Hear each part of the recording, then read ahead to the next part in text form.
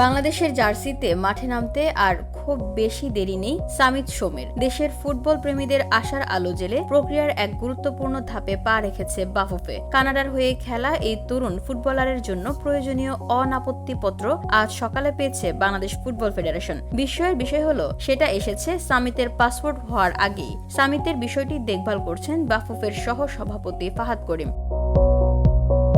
তিনি জানালেন, আজ সকালে আমরা কানাডা ফুটবল ফেডারেশনের চিঠি হাতে পেয়েছি। তাতে সামিতের কানাডার হয়ে কত মিনিট খেলেছেন, কোন ম্যাচে অংশ নিয়েছেন, সব বিস্তারিত তথ্য রয়েছে। আগামীকাল ওর পাসপোর্টের জন্য আবেদন করব। পাসপোর্ট হলে আমরা সঙ্গে সঙ্গে ফিফাতে আবেদন করব। সামিতের জন্ম কানাডায়, সেখানকার জাতীয় দলের হয়ে খেলাও করেছেন। তবে হৃদয়ে বাংলাদেশ, এমনটাই জানান দিয়েছেন তিনি। বাফুফে ইতোমধ্যে জন্ম নিবন্ধন সহ প্রয়োজনীয় কাগজপত্র দিয়ে আগে ভাগে কানাডার কাছে অনাপত্তিপত্র চেয়ে আবেদন করেছিল। ব্যতিক্রমী এই সিদ্ধান্তে বাফুফে পেয়েছে ইতিবাচক ফল। ফাহাদ করিম জানালেন, সাধারণত পাসপোর্ট হাতে পাওয়ার পরেই অনাপত্তিপত্র চাওয়া হয়, কিন্তু যেহেতু সামিত নিজের সিদ্ধান্তে অনড়, আমরা ডিক্লারেশন ও জন্ম নিবন্ধনের ভিত্তিতে আবেদন করেছি।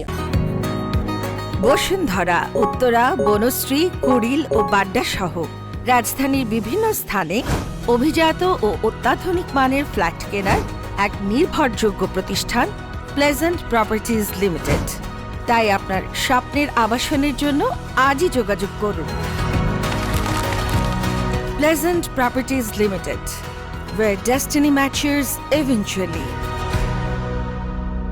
কানাডার ফেডারেশনের নির্দিষ্ট বিভাগ ও ব্যক্তির সঙ্গে যোগাযোগ করে আগে ভাগে প্রস্তুতি নিই। আশা করেছিলাম আগামী সপ্তাহে পাবো, কিন্তু আজই হাতে চলে এসেছে। এখন সামনের ধাপ বাংলাদেশি পাসপোর্ট। কানাডায় বাংলাদেশ হাই কমিশন প্রস্তুত রয়েছে আবেদন গ্রহণের জন্য। পাসপোর্ট হাতে পাওয়ার পর ফিফার প্লেয়ার স্ট্যাটাস কমিটির কাছে সামিতের বিষয়ে চূড়ান্ত আবেদন করবে বাফুফে। 10 জন ঢাকায় অনুষ্ঠিতব্য এশিয়ান কাপ বাছাইয়ের ম্যাচে বাংলাদেশের প্রতিপক্ষ সিঙ্গাপুর। সেই ম্যাচে সামিতকে খেলাতে চাইলে 3 জনের মধ্যেই তাকে নিবন্ধন করতে হবে।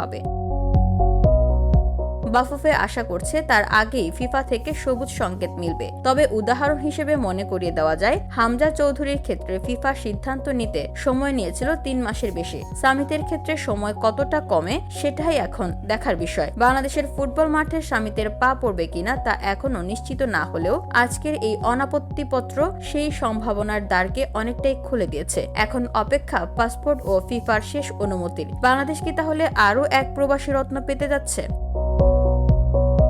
VOD Bangla news desk.